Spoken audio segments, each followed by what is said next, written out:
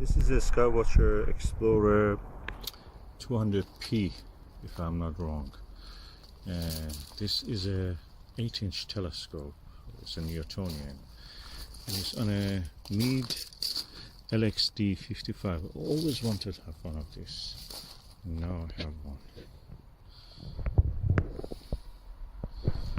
And I'm using angel's eyes or angelfish, something like that. Moonfish, yeah. Moonfish wide angle eyepiece, 32mm. With a Skywatcher 50mm right angle.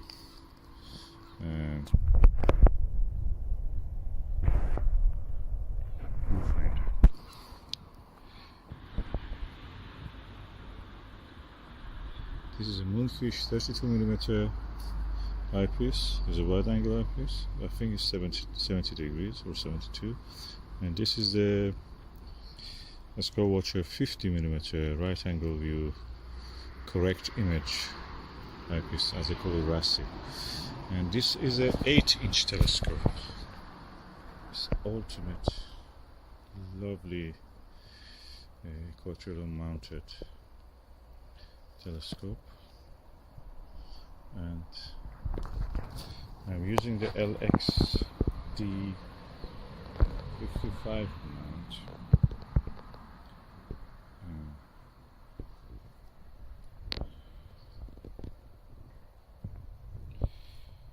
And also there is a control for that. This is a auto guider cable. It's the first time I'm using such a telescope on an equatorial mount. I had a Celestron N8, I think, yes, which is very similar to this. And I'm using also some counterweight from the another XLT Celestron, which is this CG4 only XLT.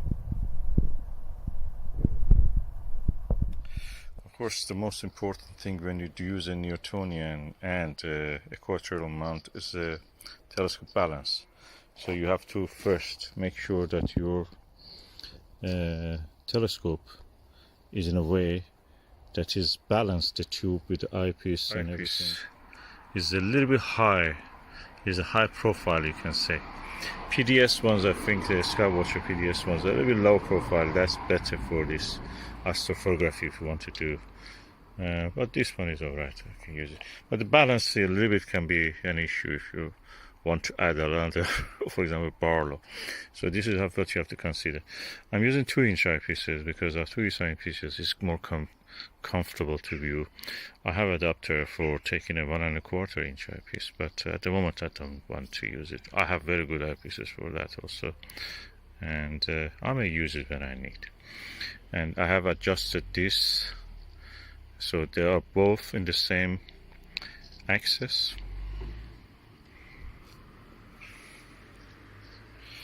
The telescope I'm showing you is a diameter 200mm, that is 8-inch, the focal length 1000mm, and that makes the 1000mm divided by 200 will be the F ratio.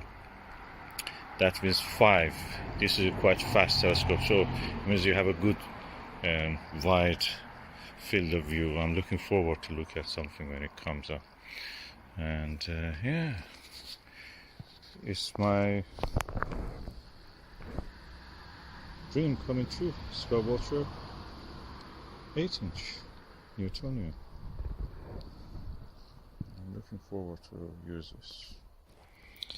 And if you don't balance the telescope in the dark, either this side or that side will come to you. That will hit your eye, nose, face, and this will hit your crotch. Depending if you're a male or female, the level of the pain will differ. So be careful. Balance your Newtonian telescope on the equatorial mount. If you don't have this problem, get a Dobsonian. But Dobsonians are now not available everywhere, because of the COVID.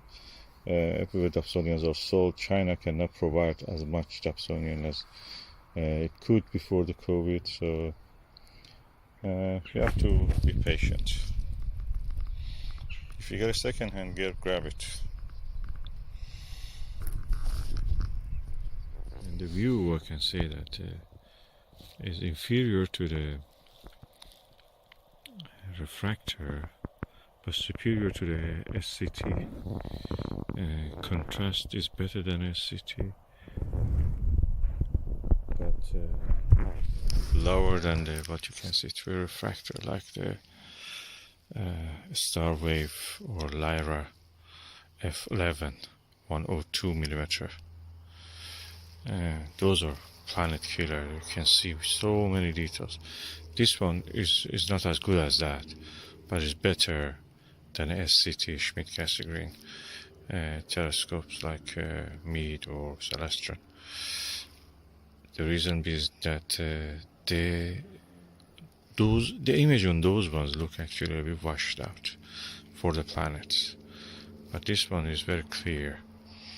Contrast is good. The south equatorial part is very, dark brown, near red, and beautiful.